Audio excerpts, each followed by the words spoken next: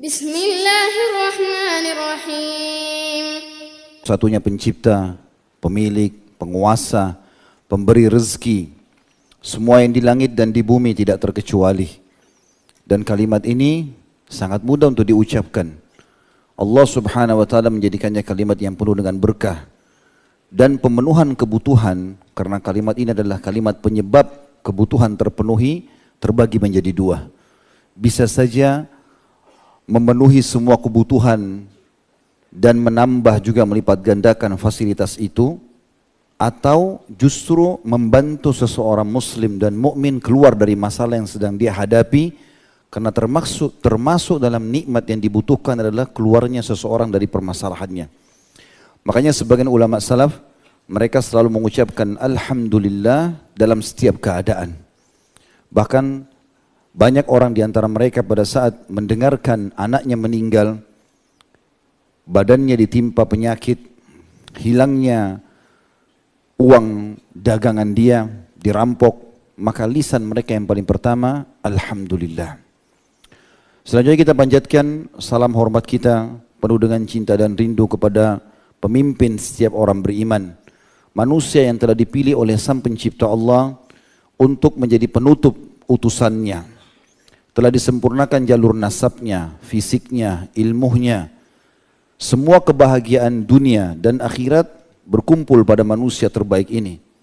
Dan pasti siapapun yang mengikutinya akan mendapatkan hal yang sama.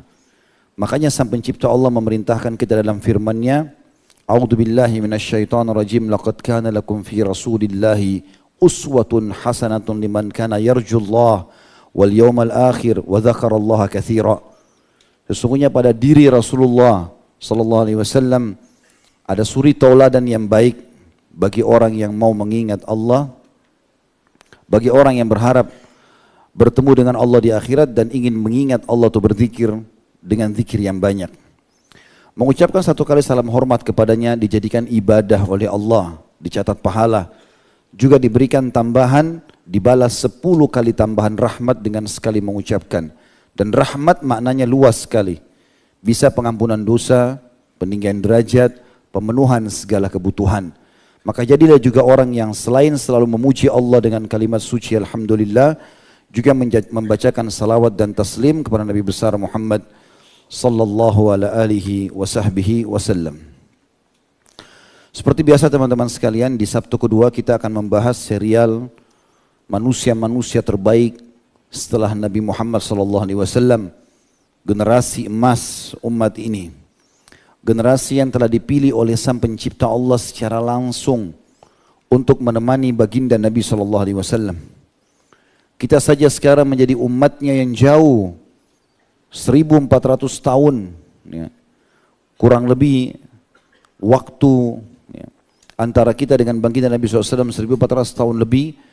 Kita sudah begitu mencintainya, mengikuti ajarannya, menerapkan sunnah-sunnahnya, membela martabatnya, ya, menjunjung tinggi syariatnya, siap menumpahkan darah, mengorbankan harta untuknya. Bagaimana dengan orang yang sempat melihat beliau sallallahu alaihi wasallam? Orang-orang yang melihat ini dinamakan sahabat, karena ulama sebagian mengatakan definisi sahabat harus melihat Nabi SAW dengan mata kepala. Karena ini sebuah kemuliaan tersendiri selama beliau masih hidup sallallahu alaihi wasallam. Lalu beriman kepada beliau dan meninggal dalam keadaan iman tersebut. Ini kedudukan tersendiri, kemuliaan yang luar biasa. Sampai kata Nabi sallallahu alaihi wasallam, jangan kalian mencaci maki para sahabatku, karena sesungguhnya Allah telah menjadikan hubunganku dengan mereka baik karena persahabatan ataupun karena kekeluargaan dan pernikahan. Mereka manusia pilihan. Ya, belum tentu kita kalau hidup di zaman itu kita bisa menjadi sahabat Nabi SAW. Manusia-manusia yang terbaik. Oleh karena itu kita perlu mempelajari kisah-kisah mereka. Abdullah bin Mas'ud radhiyallahu anhu berkata, siapa yang ingin mencontohi orang untuk bisa sukses di kehidupannya, maka contohilah orang-orang yang terdahulu dari kalangan sahabat Nabi SAW. Telah terbukti keimanannya, beriman pada saat tidak ada media seperti kita sekarang. Mereka bisa beriman kepada Allah Subhanahu wa taala sementara Al-Quran masih beransur-ansur turun. Begitu pula tidak ada fasilitas seperti kita sekarang. Jaraknya jauh untuk mendatangi kota Madinah pada saat itu kalau hijrah. Beriman pun kalau masuk dalam majlis Nabi SAW yang di belakang seringkali tidak mendengar apa yang sedang dibahasakan. Sampai bertanya kepada orang yang di depan. Kalau kita sekarang semuanya sudah mudah, Al-Quran sudah lengkap, diterjemahkan dengan sekian banyak bahasa. Hadis-hadis Nabi SAW sudah dibukukan. Bahkan sudah dihukumi ini sahih, ini hasan, ini dhaif. Ada yang maudhu. Supaya lebih mudah kita untuk mempelajari agama Islam. Jadi memang generasi ini generasi yang terbaik. Dan ini sudah sering saya tekankan, bagaimana kita meletakkan tujuan utama tabligh akbar ini, itu untuk mempelajari generasi emas ini. Sudah 30 sekian orang kita bahas, manusia-manusia terbaik. Artinya kalau satu saja kita bahas dan dijadikan sebagai contoh buat kita sudah cukup. Tapi subhanallah dengan 30 sekian orang, kalau saya tidak salah sudah 37, ya, kalau saya tidak salah yang dibahas. Dan kita masuk pada hari ini yang ke-38, ya. Maaf kalau ini saya keliru dalam perhitungannya. Maka itu adalah contoh yang sangat banyak. Sudah sangat banyak yang kita bahas. Maka teman-teman sekalian, saya mengajak diri saya dan teman-teman sekalian, jangan melupakan apa yang sudah kita bahas. Walaupun ini biografi tentang data pribadi sahabat-sahabat ini, kemudian kita kuatkan dengan manaqib, keutamaan-keutamaan dia yang disebutkan melalui wahyu tentang keutamaan itu, dan juga kita mengambil ad-durus wal ibar, pelajaran-pelajaran yang bisa kita ambil sehingga kita terapkan dalam kehidupan. Maka ini penting sekali. Hari ini yang kita pelajari teman-teman, tokoh yang luar biasa. Seorang sahabat yang masuk Islam dan hidup bersama Nabi SAW kurang lebih hanya sekitar 4 tahun saja. Dia masuk Islam di masa terjadinya perang Khaybar, atau sebelum terjadi Khaybar beberapa hari, beliau tiba di Madinah dan masuk Islam. Kemudian mulai semenjak itu sampai meninggal Nabi SAW kurang lebih selama 4 tahun mempelajari Islam. Tapi subhanallah, Allah subhanahu wa ta'ala memberkahi hidup orang sesuai dengan kadar keikhlasannya. Dan Islam mengajarkan kepada kita sebagai panduan hidup, ya, agama yang mulia ini tidak ada kata terlambat bagi seseorang yang mau memperbaiki dirinya. 4 tahun ini masa yang pendek untuk menjadi seorang perawi hadis. Apalagi menjadi orang yang nomor 1 paling banyak meriwayatkan hadis. Kami pernah melalui masa-masa 4 tahun masa kuliah. Tiap hari mendengarkan. Tapi hadis-hadis yang dihafal dari masa 4 tahun itu dengan adanya buku, fasilitas yang sekarang, kalau bisa mencapai 400-500 hadis itu sangat bagus. Karena biasanya memang per tahunnya menghafal sekitar 100 hadis kewajibannya. Itu sudah bagus, itu pun kadang-kadang terlupa. Tapi manusia terbaik ini atau manusia baik yang akan kita bahas ini menghafal ribuan bahkan ratusan ribu hadis dari Nabi SAW dengan luar biasa karena tidak pernah salah dalam penyebutan. Sampai sahabat-sahabat Nabi yang senior pun lebih dulu masuk Islam itu banyak meriwayatkan hadis dari beliau. Banyak meriwayatkan hadis dari manusia ini. Orang ini teman-teman diberikan atau memiliki nama yang sebenarnya adalah Abdullah atau Abdurrahman Ibn Sakhr, dan dia dari suku Ad-Daus yang berasal dari Al-Azd. Dan suku Ad-Daus ini tempat tinggal mereka tepatnya di kota Taif. Dan kita sudah tahu secara histori kota Taif ini pernah menjadi target dakwah Nabi SAW, namun mereka menolak. Dan waktu Nabi SAW ditawarkan untuk menghancurkan kota itu hanya dengan mengatakan ya Allah hancurkan, maka hancurkanlah. Tapi Nabi SAW membalik dengan doa, mengatakan tidak, semoga saja dari 2 kota ini, Taif dan Mekah, keluar dari keturunan mereka yang beriman kepada Allah. Maka keluarlah manusia sosok yang menjadi figur yang perlu kita pelajari hari ini, Abdurrahman ibn Sakhr Ad-Dausi Al-Azdi Al-Yamani. Dan nama lainnya dalam beberapa riwayat Abdullah, yang dikenal dengan Abu Hir atau Abu Hurairah. Subhanallah, hampir setiap sekarang masjid, majlis, dosen di kampus, tidak luput lisannya kalau menyampaikan hadis Nabi SAW pasti mengatakan an Abi Hurairah, an Abi Hurairah, menyebutkan nama orang terbaik ini.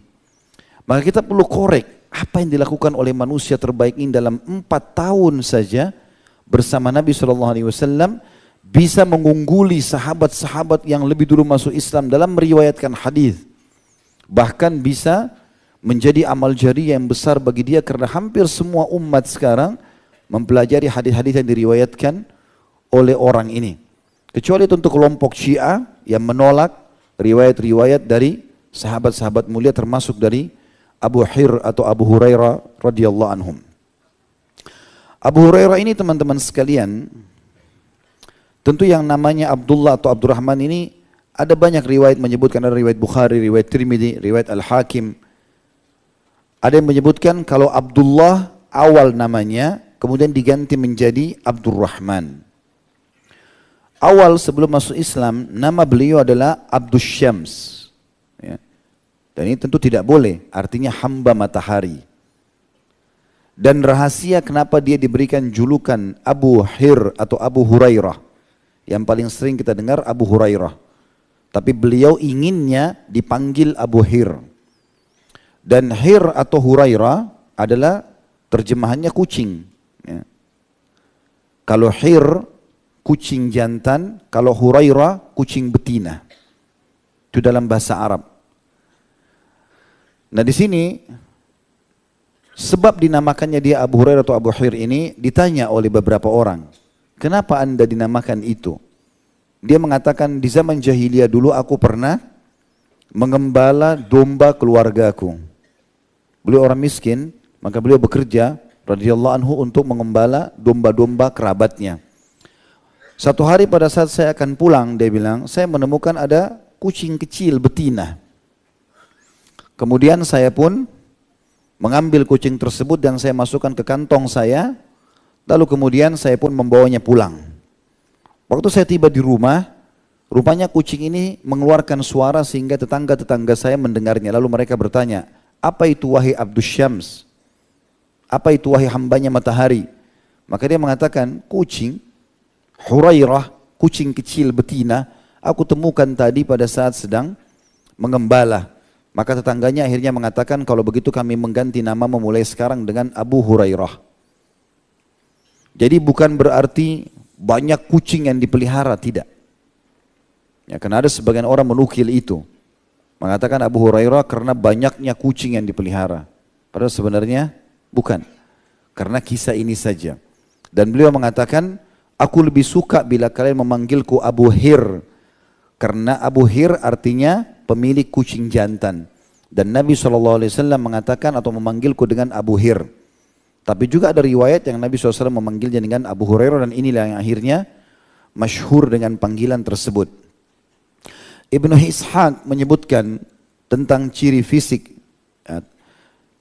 Abu Hurairah radhiyallahu anhu atau Abu Hir adalah seorang yang mulia dan berkedudukan tinggi, dipercaya di kalangan Bani Daus, dan Bani Daus sangat senang Abu Hurairah atau Abu Hir termasuk darinya. Sementara dia adalah lelaki yang tinggi, memiliki dada yang lebar, gigi yang agak rendang atau renggang, dan beliau mengecat jenggotnya dengan henna dan berpakaian kain dari katun. Dan itu dinukil oleh Muhammad bin Sirin, salah satu ulama tabi'in yang menjadi murid, salah satu murid utamanya Abu Hurairah radhiyallahu anhum. Abu Hurairah menikah dengan seorang wanita yang tadinya jadi majikannya. Bukan berarti Abu Hurairah ini budak ya, tapi dia pernah bekerja dengan satu keluarga, yaitu keluarganya Utbah bin Ghazwan radhiyallahu anhu. Ini sahabat Nabi, tapi ini orang kaya. Ada saudarinya Ghazwan namanya Bisrah. Ya. Bisrah binti Ghazwan al-Mazini, ya. Atau al-Maziniyah. Ini adalah saudari kandungnya Utbah bin Ghazwan. Pernah Abu Hurairah radhiyallahu anhu lagi jalan, kemudian beliau tiba-tiba mengatakan Alhamdulillah. Riwayat lain mengatakan Allahu Akbar. Maka salah seorang bernama Ash'ath bertanya, mengatakan, wahai Abu Hurairah, kenapa anda tiba-tiba bertakbir atau bertahmid? Kata dia, segala puji bagi Allah yang telah membalik keadaanku. Dulu aku bekerja di keluarga Ghazwan, ya, ini sebagai pemegang tali kekangan unta. Lalu kemudian sekarang Allah menikahkan aku dengan Bisra yang tadinya pemilik unta itu. Dari nama istrinya adalah Bisra binti Ghazwan al-Maziniyah. Allah subhanahu wa ta'ala karuniakan dia 5 orang anak dari istri ini, 4 laki-laki dan 1 perempuan. Dan Abu Hurairah radhiyallahu anhu bukan hanya sekedar seorang penuntut